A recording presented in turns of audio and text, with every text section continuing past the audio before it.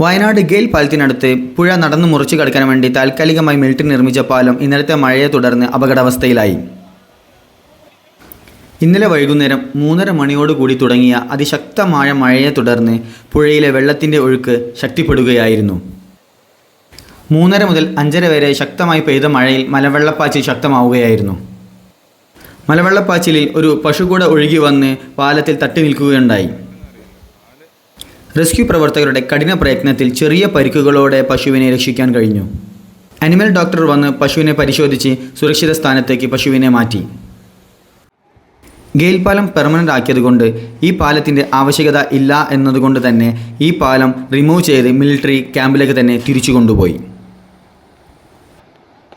പെരുമണ്ണ ടൈംസിനു വേണ്ടി വയനാട്ടിൽ നിന്നും ജംഷിദ് പെരുമണ്ണ.